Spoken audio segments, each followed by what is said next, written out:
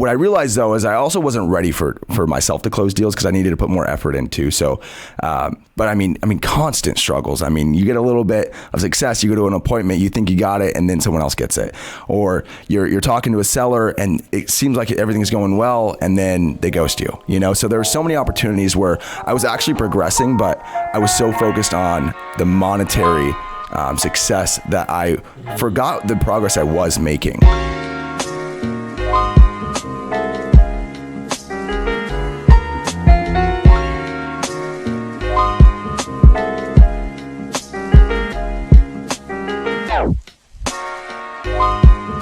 Welcome back to the Pursuit of Property podcast. Today, we are here with Dylan Miracle, realtor, investor with Miracle Realty out of Madera. Dude, first and foremost, happy birthday, man. Thank you. Dude, and thank you for coming on. How old are you? 23. 23. Yep. Our podcast is aimed at young people getting into the business. So it's cool to hear you've been in the business how many years and you're just turning 23? Yeah, I've been about 2.5 years. Yeah. Dylan, can you give us a little bit about your background, and then we'll jump into why we think, you know, your story and some of the deals you just closed. We'll get into that a little bit more. But can you give us a little bit about your background, one, and two, just kind of your introduction into real estate and how you got started? Yeah, for sure. First off, I want to say thank you guys for having me on. Definitely celebrating the birthday exactly how I wanted to celebrate with my boys. Let's go. Yeah, so how far back are we going in terms of like... How did you get into the business? Like, what were you doing before and leading up to getting into the business? Perfect. Wrestled at Cal Poly and thought I always kind of had an inkling of being entrepreneurial, and honestly thought I was going to be helping people invest their money and things like that. Thank God I'm not doing that, because one, I found out I actually don't enjoy doing that too much, but also I'm not very good with numbers, which actually probably would not be great for clients. So, but I had something lined up, and then COVID happened, and then I didn't want to do anything with my dad at the time because I wanted my own legacy, and I was kind of a stubborn kid. So, once COVID happened, that kind of my opportunity went away, and I showed up on my dad's doorstep and said, "Hey, you know, can I do a little bit of work for you?" And he just had me filing stuff, and then he told me his goals with investing, and wanted me just to start meeting people and kind of discussing things about that. So, I met with Jason. First thing I didn't know, I wasn't really. There's this quote. It says like something like, when the student's ready, the teacher appears, or something like that, right? So definitely Jason was way, way above where I was at the time. So most of what he said went over my head, but there's a few things that he said, because Jason has a gift of like, you know, still giving you nuggets regardless of where you're at. So didn't know anything about escrow or anything like that. So, but what he did tell me is I should talk to you guys. So started talking to you guys. You guys were my second conversation in real estate. And so I just really quickly fell in love with it, coming from a background of wrestling. I always liked that sport because it's not just, a team, but you're also very focused on individual, but it's collaborative, but yet competitive. And I found so many similarities within real estate investing that I did in wrestling. And so quickly fell in love with it. And although I didn't want anything to do with my dad, here I am still working with him. So it's actually ended up being pretty cool. So that's kind of how it got started. And I would just take whatever you guys said, because my dad was just kind of a hustler. So we kind of landed on deals every now and then. But in terms of the operational side, he kind of was leaning on me to do that. And we didn't have really any mentors outside of what we would discuss. So you guys were my mentors. Jason was my mentor. So many coffee chats and calls and things like that. And started, calling for you. And so that's kind of how I got started. Yeah, I'll tie in a little bit here. So I remember, because this was a couple years ago, I still really had nothing super impressive under my belt. I would still say that I'm still very new and very fresh. I try to keep a level head about my own abilities. And Jason was like, "Hey, one of my really good friend's son is getting into the business. He wants to talk to people. I just met with him. Can you meet with him tomorrow at coffee?" And you and I, it's funny, we're drinking Starbucks. We sat down with your dad over at the Starbucks. Yep. And I feel like I didn't really give you very much to work with that day, but you and I stayed in touch, and then you ended up calling for me, and you're one of the only people that took what I had said, implemented some of it, and dude, you sent me some good leads that ended up selling. Now, the funny part of the story is that I didn't tell you this yet, so you're hearing this for the first time. You sent me a lead on College Avenue, and you were like, "Dude, this lady's solid." Well, she had 3 houses. I met with her for 3 years or 2 years since you gave me that lead. I've been talking to her. She sold one of the houses to Jason last second out from under me. And when I called him, I was like, bro, it's only fitting it goes back to you because you introduced Dylan to me. But that was a lead Dylan gave me. I had to pay him on if I got. That's awesome. So you impressed me from day one. Like you actually like move forward with everything. So it makes sense that you're here now with deals under your belt and with the success you found. Yeah, I think it's really humble of you to say that you didn't have much to offer, because I remember after I'd met with you, you would send me an email with everything I needed to do to set up, including like Mojo dialers, scripts, things like that. And then you would actually role play with me. You role play with me a couple of times. Yeah, I remember that. There were so many things that I got out of that coffee thing that like, I mean, it really accelerated just my understanding of the business from a very simple level, because before it was complex. Like, how do I get deals? What do I do? What do I say? And I mean, you offered a lot of that in your email and just what you were saying. And you also shattered a lot of beliefs that I had, because I felt like I was too young. And so having conversations with you and then eventually with you, it made me realize that I wasn't alone in this. Cool. Well, I'm glad that you got that, and we're happy that you're here. I mean, obviously we've stayed friends. I mean, we've on multiple occasions just randomly got lunch on a 1 minute notice. So I'm glad that we're still here. Let's talk a little bit about kind of what you've been doing the last year, kind of moving into the deals that you just recently closed. Yeah, certainly. So, I'm pretty fresh off the boat. I just graduated college. I wrestled there all 4 years. So, was really busy with that. I kind of just did a lot of cold calling, but kind of off and on, because school and wrestling got a little much. And honestly, quite frankly, I just wasn't putting in the effort I needed to.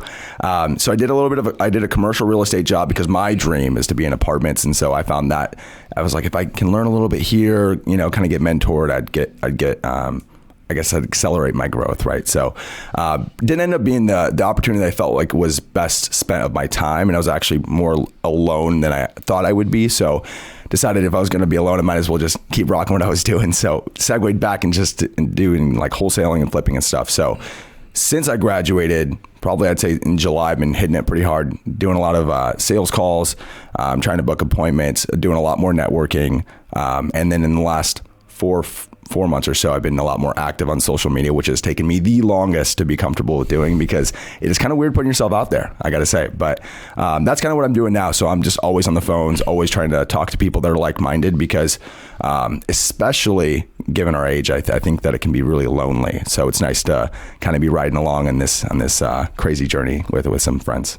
Yeah. Dude, before we get into the back-to-back badass deals you just closed, we've had multiple conversations, and I want you to dive into it a little bit more, because a lot of people listening are the people that all three of us, the shoes we were in, right? Just getting started, or may have, a deal under their belt, and really trying to grind and push and become, a real estate investor, some agents and stuff like that. But can you talk and repeat a little bit more about the struggles that you face? Because I know we've had open conversations about them. We've been in the same shoes, for a lot of different things, right? So can you talk about, and I don't know what the time period is, the past year and a half, maybe since getting out of college, what struggles have you faced trying to build your business that got you to the point of closing these freaking 2 deals back to back? Yeah, absolutely. I mean, that's a great question. I think, man, I wish my journey was like, looking back, I'm like, man, like it was pretty tough, and it's hard on the mental too, because I was actually just talking about this. I feel like in the beginning, I was so upset with myself because I wasn't seeing success. And quite frankly, you guys are like some of my best buds in the space. And I was so busy comparing myself to you guys. I see you guys closing deals and things like that. And I'm like, why am I not here? And my beliefs were shattered, because I'm like, I know this is possible. I see guys that are my age, where we all put our pants on the same way, and yet they're closing deals and I'm not. And so what I realized though is I also wasn't ready for myself to close deals, because I needed to put more effort into. So, but I mean, constant struggles. I mean, you get a little bit of success, you go to an appointment, you think you got it, and then someone else gets it. Or you're talking to a seller and it seems like everything's going well, and then they ghost you, So there were so many opportunities where I was actually progressing, but I was so focused on the monetary success that I forgot the progress I was making. So that was kind of really hard for me. And because I think I was focusing on the wrong metric, it honestly was really tough on my morale. And I mean, even when I decided to step away from the commercial side of things, I remember having conversations with you guys, and I remember you had said, dude, you need to just decide what you're going to do. Cause I was all over the place. And I told you, and I was like, I'm like about ready to get a tech sales job, dude. Like I was struggling, and I don't know what it was. I mean, I have a great support system. My dad's awesome. So he's been a really big help in trying to keep my head grounded and stuff. But I kind of was just like, all right, I mean, I need to give it a good college try and really dive deep. Because although I had been trying, I didn't really commit. So I just, kind of went all in. And I would probably say in like October is when I just like, I was like, I'm going until I see it, and so, but I mean, man, there's just so many struggles within this, you talk to sellers, but I think that's those are the prerequisites, and those are the licks you have to take, and getting comfortable with rejection and seeing things almost go through, but not. You need to be able to handle those, because if you can't handle those, you're not going to be able to handle the success in the long term. So that's kind of my thought on that. That's kind of interesting too. I mean, you and I have such a different background, because you went collegiate in sports, especially in wrestling, which is a sport that is pretty much year round. Correct me if I'm wrong. I mean, yeah. It's a training regiment from lifting to actually grappling and wrestling all year. You were very good at it. Of course, you were going to dedicate a good chunk of your time. I feel like when you and I were talking, you had a lot of things that were going right in your life, that it was hard for you to really pull away and do some of the things for real estate that require you to kind of reset. I mean, you're already, a high level wrestler at a collegiate level. Like, it's hard for you to then be the lowest guy on the totem pole cold calling, 6-7 hours a day or whatever it took, right? Totally. I think there's something to be said that, like you said, you didn't give it that full commitment. And then right when you did, I mean, we're recording this, it's February, 18th? 16th. February 16th. I only know that because it's my birthday. I looked at the calendar too, and I got it wrong. So it's February 16th. So from October to now, you found the success, or at least some of it. And it kind of helps demonstrate, okay, now I've gone through that pain. I've done the hard work to build myself up to be the guy who can handle not just one deal, but 2 deals at a time, and close them and make the profit and be, in a position where you don't just spend it right away, and totally, it doesn't overwhelm you where you stop running the rest of your business. Exactly. Yeah.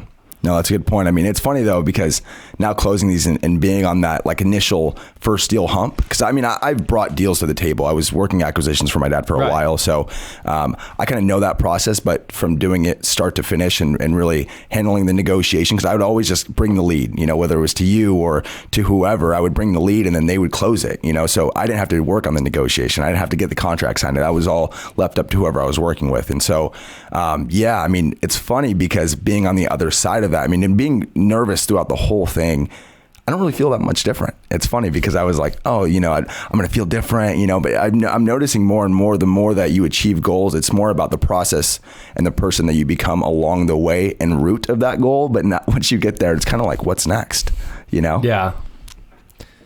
Dude, you made a really, really great point too, that I want to touch on just before we get into the deals, is having the right doors open at the right time, right? Because like you were saying, I think all of us have all fallen trap to, like the comparison trap, right? Like looking at somebody else who, whether they're similar in age, whether they're close friends, or, whatever it is that makes you fall into that trap of comparing yourselves to them, right? And I think you obviously have done a really, really good job of pulling yourself out of that, because I think that's once you get deep in the mud there, it's really hard to pull yourself back out. Really hard.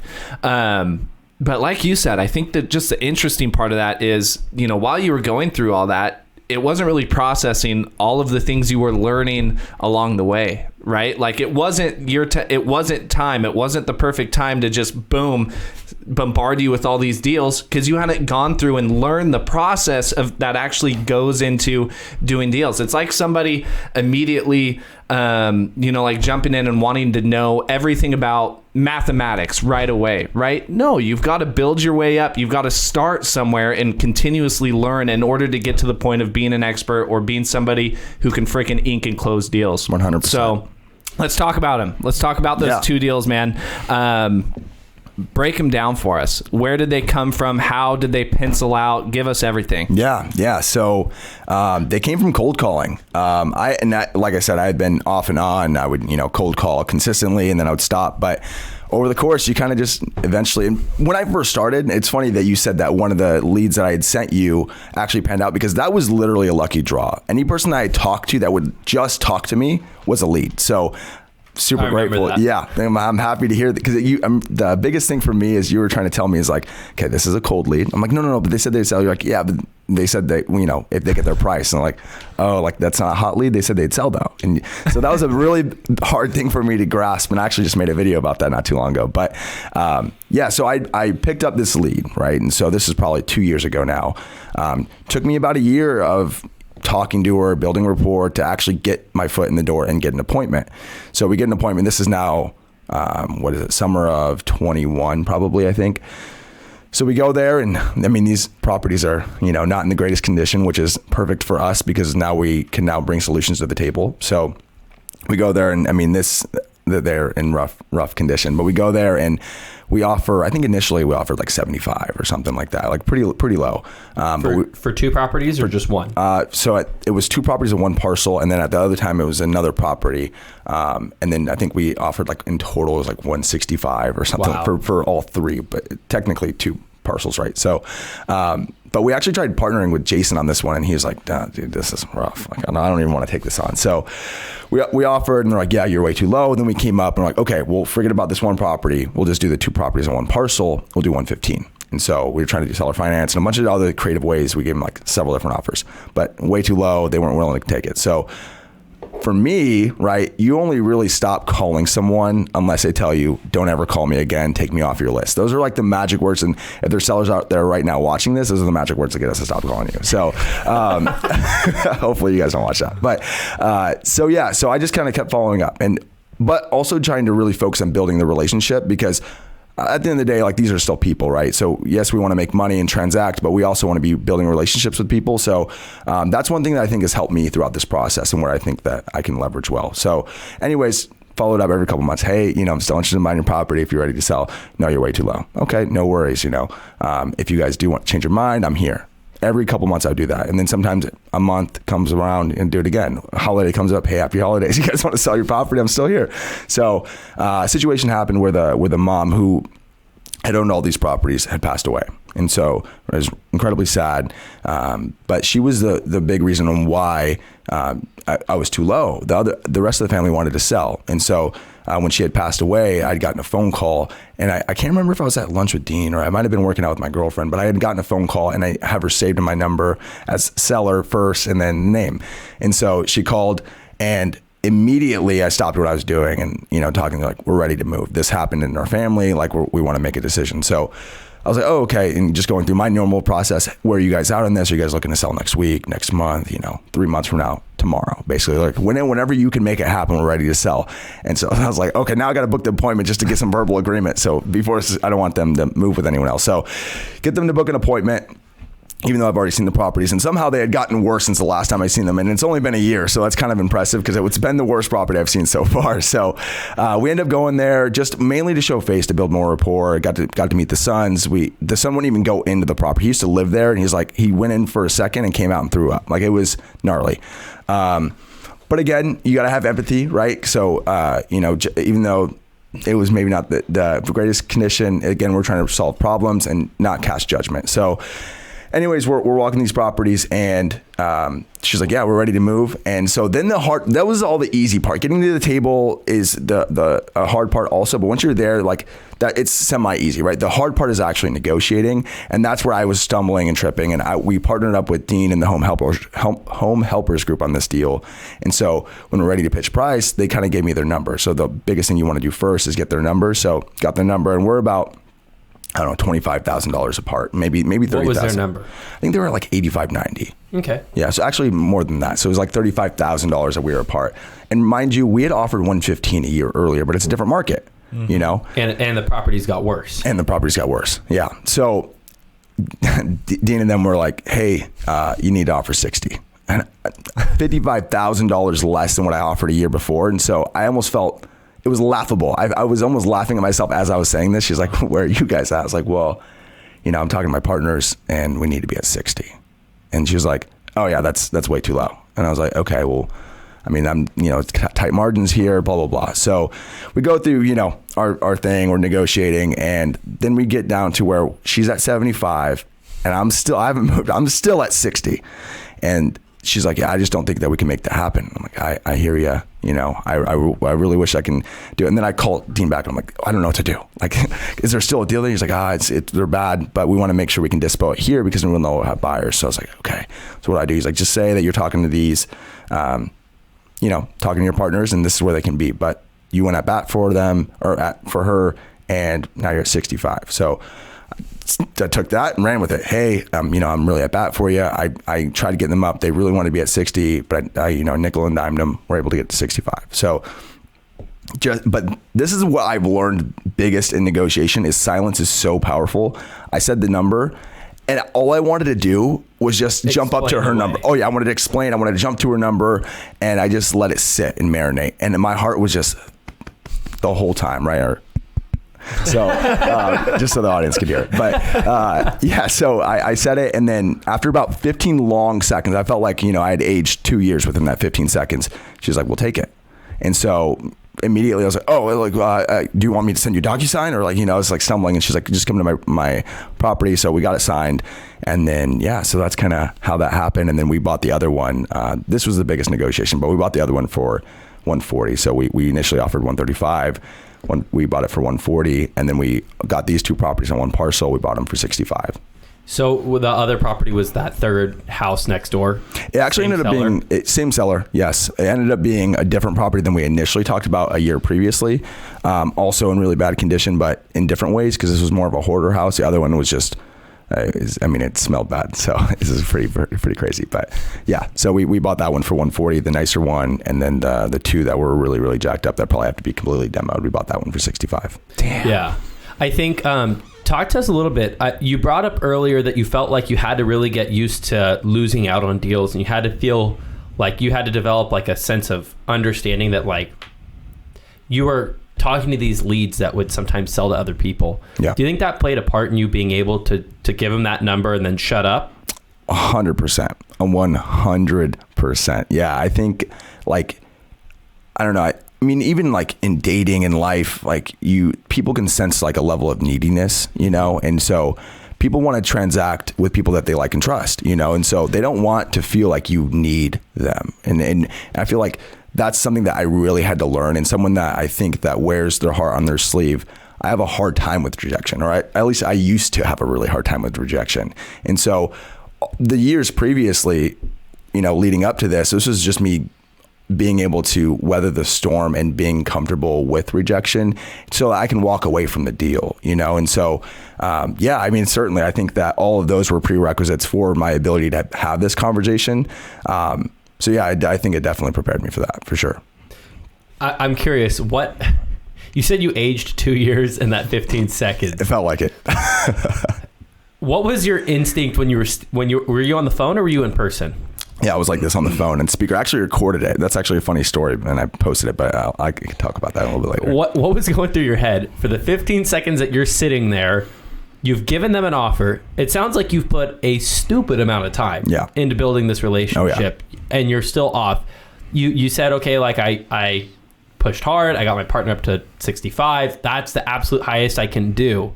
Like, what was going through your head right then? Were you like, man, fuck you, Dean? Were you like, come on, seller, like come down? Like, what was going through your head?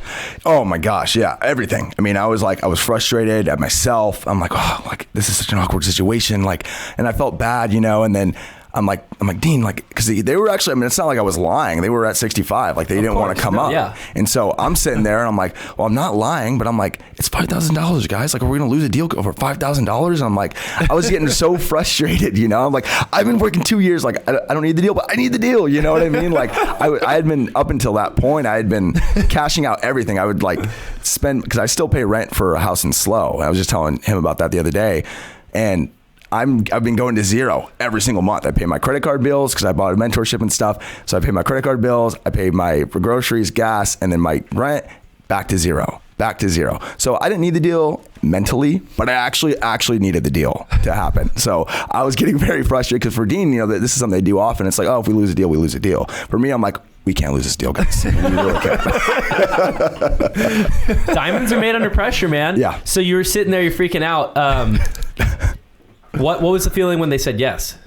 Oh my God, it was euphoric. It really was. I almost didn't believe it. I remember like they said yes, and it was kind of like, are you sure? Like, you sure you want to wait? Really? And so, yeah, I mean, it was a really, really good feeling, and just a huge weight. I felt like, I mean, and you can't count your chickens before they hatch. Yeah. But it was one of those things where it was like, I had never gotten to that point, and it was such a milestone for me to get my foot in the door. So, I mean, it was, there's nothing quite like it, to be honest. Dude, and super cool. You mentioned partnering with the Home Helpers Group, Dean, on these deals.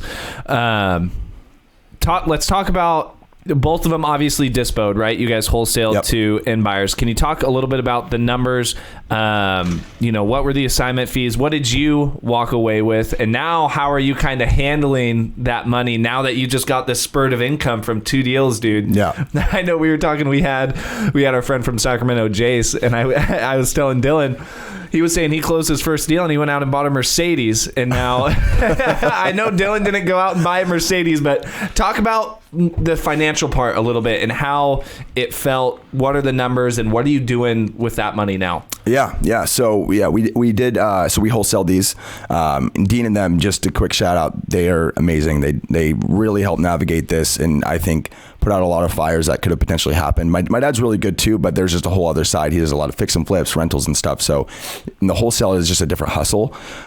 So yeah, and that they helped immensely with this. But so we bought the one for $140, and then we kind of just like, it was like more of like a pocket sale. So we only really let a few people know that are within our Rolodex, one of them being Corbin and a few other people. But one of our realtors actually that my dad works with, he's a good friend of mine, actually did an ice bath with him this morning. I was shivering up until we started this podcast because now I'm a little nervous and I got some blood flowing. But so we ended up selling it to him, and his goal was to flip it. We sold it to him for $172, so there was about a $32,000 spread there, it's funny though, because we actually sold it to him on such a discount. We didn't know, because we actually thought the property was in worse condition than it was, and so it got appraised at $250 as is. And so we're like, holy smoke. So he's actually going to wholesale it, and he's wholesaling it for $215. So we wholesale it, like put it on the market? No, he just put it back on Facebook, and because we never advertised it, so he's going to be selling it for $215. So there was a lot that we kind of left on the meat on the bone. So I'm happy that we can make him some money, but it's like, wow, we really got a good deal there. We didn't know it. So we made $32,000 in total profit on that one deal for the whole team to split. Mm-hmm. And then on the other one, that one was a little bit more sketch. So because of the scope of the work, you need someone that kind of has some gravitas, someone that can really take on the deal and have the gut to do it. So we tried selling it to one of our friends, and it was just a little bit too much, I think, for him to take on. He's looking for more of a rental. The numbers were kind of tight, just wasn't going to work out. And honestly, if you're looking for rentals, you probably don't want on a Project X version of, rehab. Yeah. So yeah. Anyways, that fell through, and so we got another buyer in, and both buyers I had walked the property with were like, we've never seen anything like this before. So we ended up selling it to one of them, but the deal was that the property had to be delivered vacant, but we sold it to them at $105. So we bought it for $65 and sold it for $105. So a $40,000 spread there as well, and for us all to kind of split. So you brought up the vacant thing. Was there tenants, or were there tenants? Yeah. So they were actually really cordial. One thing I learned throughout this is like how important it is to be empathetic towards tenants, because you really want them on your team. And I think that sometimes, especially given the situation and what they were living in, it's almost like they live in a different world, because of how poorly the conditions were. And so I think a lot of people could just want to transact and like, get out, here's your eviction, get the hell out. So I really, I didn't want to do that. Plus I don't have that in my nature. I'm kind of a naturally empathetic person. I kind of wear my heart on my sleeve, like I mentioned earlier. So I was like, hey, we want to do a cash for keys. We don't want to evict you guys. It would really help us out. As long as you guys are on our team, I'm on your team. Like, I want to make this as smooth as possible.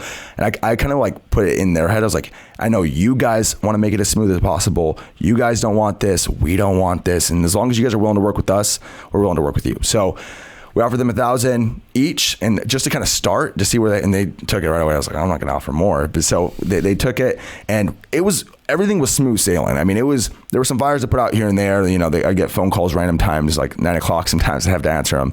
So they're like, hey, can I take the shower? And I'm like, you can take whatever you want. Just please get out, you know? And so, but we go there, you know, and one of them had already moved out. We go to the front unit and they're still getting stuff out. And this is the day before closing. And so remember in the contract, we put delivered vacant. So everything's on board. I'm like, thank God. I'm like already celebrating. I'm waving my stuff behind my shoulders, you know. I'm like, all right, we got this moved. And I was like, I'm just going to go check the back property real quick. So we go there. Someone's moving out, and the other lady had already left, but her son was still there. He's just backing some stuff up. And we're like, okay, no worries. Take your time. No, in order for us to give you guys cash for keys, you guys have to be out of the property, though. He's like, no, I understand. Okay, great. Well, as we're there, we're kind of hearing some like rummaging in like the shed, and we're like, hey, I was like, Dad, I think there's someone over there. And he's like, I think you're tripping. You know, you're definitely imagining that. I was like, no, pretty sure I heard. So we're like, hey, like anyone in there? And they just come out hot. Like they're like, we've been living here since 2019. Like we need a proper notice, blah, blah, blah. And then, I mean, we were both dumbfounded. We're like, who the hell are you? Like we've never seen you. We don't know who you are. Your tenants didn't reference this person? No. And we've been talking with them now for a month and a half. And so they're not on lease. No one's told us, and probably they did it on purpose. But we thought they literally just showed up and found their opportunity to just squat because the property were in gnarly condition. Camping out in the shed. Yeah, in the shed. Yeah. I mean, it was literally like probably 5 by 10 maybe. I mean, it's just enough to fit a mattress. Like a tough shed? I don't even know what a tough shed is. Is this like a metal shed? Like a shack? Like a wood shack, like it looked like deteriorating shack. If wind just went, it looked like it was just going to knock over. Wow. Yeah. And they had been living there, but there was AC in there. I was like, okay, they definitely looked pretty comfortable. It would have been pretty impressive had they done all that in the last 24 hours. So anyways, the cops got called, and you know they're just being crazy, like irate with us. And so now I'm just sweating. My armpits are just, I have so much sweat just pouring down, you know, just thinking about this, I'm getting nervous again. And so the cops came and they're like, yeah, they've been living here for 3 years. And we're like, no, you're joking. Like we thought they were messing with us. And we're like, no. Like this is a known meth house. Like this, they've been living here. They're like, yeah, but they're not on lease. And we've already done cash for keys with the tenants. Or, you know, and he was like, yeah, I mean, if they declare this as their residence, it's kind of, there's nothing we can do unless you guys do a cash for keys. And they kind of winked at us, and we're like, okay. So we go there and we offer them $500. And I mean, they were almost like, they were our best friends. After being so hostile, they're like, yes, sir. Like who are you? So we're there, and they're getting all their stuff. They bring all their friends. There's like 9 of them. It's like 9 o'clock at night. My dad's getting cash for keys agreement for new random tenants that just moved in, apparently, but they guess they've been there. And we're changing locks and stuff. And I mean, it's 9 o'clock at night. I'm with he's our handyman, but he only speaks Spanish. So we can't communicate. I'm just holding boards for him. He's boarding up the windows, changing the locks, and these people are kind of all around us. But it ended up working out. That was the day before closing. We ended up getting them out, delivered vacant, and they're being worked on currently. So it ended up working out, but definitely was pretty nerve-wracking for sure. Totally off topic, but yeah. I don't know about you. If I was like in that situation and I'm the guy in the shack, if you or I showed up, I might be willing to fight us. But if like Dylan showed up, correct me if I'm wrong, you have cauliflower ear? I do have cauliflower ear. Bro, everybody knows you don't fight a dude with cauliflower ear. Like, bro, you and your dad would beat the shit out of someone. I'm just thinking about that in my head. Like, I don't think I'd react aggressively towards you guys. You're also super nice. So I'm glad to hear that you guys worked it out amicably. Yeah.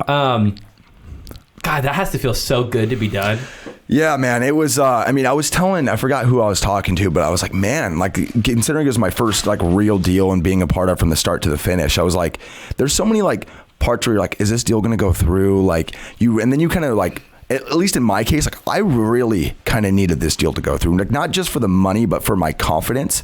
And so I was sitting there, I was like, I need to start like meditating or something. Like I was so anxious for that month. I was just like, you know, I'd see like Esco, I'm like, hey, or any update, blah, blah, blah. You know, I'd call Dean. I'm like, hey, you know, what's going on? What do I do next? And he's like, you kind of just wait. I'm like, I would just wait. Like there's nothing I can do to move it faster, you know? So, yeah, I mean, it was definitely, I mean, it feels really, really good. And I think for me, really gave like the biggest thing, I mean, the money's great, but really it was just a vote of confidence and knowing that this now, like there's proof of concept, like this works and you can do it, you know? Yeah. You said, well, real quick, you said earlier that like, you don't feel any different after you finished it and that like you thought you'd feel like some kind of way. Yeah. I mean, now that you're here, you're sitting at this table talking about it. There's people who are sitting on the other side of the camera listening who feel how you felt just a month or 2 months ago. What would you be telling yourself right now, just now that you're on the other side of your first couple deals? Like, what should they be doing? Yeah, no, I mean, that's a really good question. I would say if I was talking to myself, let me direct this towards the audience, but if I was talking to myself 2 months ago, I would say just continue to do the activities you're doing and actually probably do more of what you're doing so you can kind of close the skill gap there, because if you're just starting out, you have a lot to kind of cover. So just be comfortable taking risk and looking like a fool en route to doing that, and know that eventually it'll all play out. I think if you can do that and then connect yourself with people that are doing high level things like you gentlemen right here, I think is really, really valuable. And if you do that, it's less about what happens in that goal that you're trying to achieve, but it's more about the process and the person you become along the way. So as long as you're actively trying to grow and do things and take massive action, it'll all work out. Whether it comes in 2 months or it comes in 2.5 years like it did for me. So that's what I would say. I would say focus less on the outcome and focus more on the process and take lots of action. Yeah. I love it, dude. Dropping the fucking mic, bro. I don't know how to respond to that because I feel like that was like the best answer that we've gotten. Dude, you are... Side note, you are an excellent podcast guest, by the way. You have a presence on the mic, and your way with words and storytelling is fucking awesome. So I hope everybody on the other end listening or watching is connecting with you in a way, because I am pulling nuggets from this too, dude, and it's really fucking awesome. So yeah, I appreciate you guys. The one last thing I wanted to ask you, Dylan, because we had an in-depth conversation about this the other day. And we push this for everybody and with each other too, is, you know, financial health and financial literacy when this influx of cash hits your account, right? Especially for the newer investors. Like you were saying, dude, and we've all been in the same boat where, you know, it's $0 in the account, right? Yep. I mean, you've got a little bit. Once you pay your bills, you're down at zero, right? So you get an influx of $10,000, $15,000, dude, when none of us had ever seen that money before. Right, totally. What are you doing with that, and what would you recommend for people to do when they close their first deal and you get this big influx of cash? What's the right thing to do and what's the wrong thing to do? Yeah, I think we can all agree the wrong thing to do is go buy a Mercedes. I'm just kidding. We love the guy. I actually watched the podcast episode. I'm just teasing. But, there we go. Yeah, I was actually studying this before I came. I was like, what questions are you going to ask me? I want to be prepared. But anyways, I would say, yeah, don't spend all the money. You know, I think for me, it was important, and everyone's story is different. Everyone's journey is different. I had been kind of leveraging credit cards because I'd been making relatively no money for a while, and I'd been just selling wrestling sessions just to kind of make ends meet. So I paid off one small credit card that I had. It was like $2,500, and that's in comparison to the other one is less. So I wanted to get that snowball rolling, get that off the thing. So I did that. I haven't touched any of the money. I don't want to touch that money. I don't want to act any different. And you had said something to me that clicked for me. This is months ago, but I wanted to remember this for when it was, because I knew I would close the deal. I just didn't know when. But you had said, what was the exact phrasing? I want to make sure I get it right. The business made the money. Kate didn't make the money. And so I wanted to take that and run with it. So I'm trading it the same way. You know, I paid off that credit card, but I'm not spending any of the other money. And I also don't want it to change me because, again, I just want to use that and like stack it up, right? I kind of want to be like a squirrel with a nuts and kind of forgot where I hide them kind of thing. And so I want to continue to hustle and do the things I need to do because it's not a time to chill out. And I think that you only really get a few really good at bats. And when you're hot, you got to keep it going. So I think right now I have a lot of good momentum. And so for me, I think it would be very silly of me to kind of start celebrating because I'm nowhere near where I want to be. And so now it's like, oh, this is proof of concept, like turn up the volume. You know what I mean? Like plug in the amp. Like that's kind of what I'm treating it like. So I'd say if you do get your first deal, don't spend the money. Maybe start celebrating and by doing more hard things and taking more action instead of chilling. That's what I would say. Yeah, dude, I think that's all really sound advice. I mean, I bet if you had asked either of us after we closed our first deal, we would not have responded that way. We would have said stupid stuff. Yeah, well, I've been talking to you guys for a while and you guys are a step ahead of me. So I'm thankful to have good friends like you guys in my corner to stop me from doing that because I certainly would have had I not had great advice from you guys. Well, dude, I think this is a really good story. I think we've had some people on who found very, very quick success, and it sets a precedent that that's a standard. And they're notable and have on the podcast because it's noteworthy when they get that kind of a quick, shot and a hit.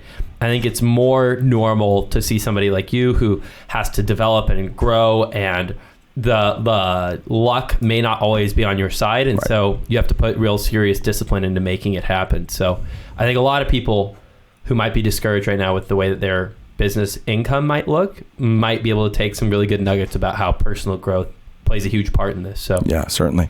Dude, you mentioned ramping up your social media. Where can people find you? What channels? What's your at? Share and plug everything in case people ever want to reach out to you, ask for advice, do that sort of thing. Yeah, that's I've never been asked that question. It's kind of cool. I like hearing that. I want to hear more of that. So if you want to find me on social media, you can find me the handle is at Dillionaire321. It's spelled like millionaire, but DYL, right? So that's across all my platforms, TikTok, Instagram, best ways to contact me usually. I do the best I can to respond to DMs. I usually try to do video recordings every once in a while just to engage with my audience a little bit better. And yeah, I would say those are probably the best ways to reach out to me and follow the journey. I do the best that I can to show real life content, not just showing the successes. I do a very, I think, a okay job at sharing the losses as well and when I'm not feeling it. So yeah, that's the best way to find me. TikTok and Instagram at Dillionaire321. Boom. Well, I hope everybody who tuned in got a lot. I know that Cade and I both have nuggets to take away here. Like Cade said, you do a really, really good job of storytelling and sharing nuggets that you learned along the way. So hopefully everybody will tune in next week for the next episode of the Pursuit of Property podcast. But for now, so long, sir. Thanks, bro. Yeah, no problem. Thanks for having me.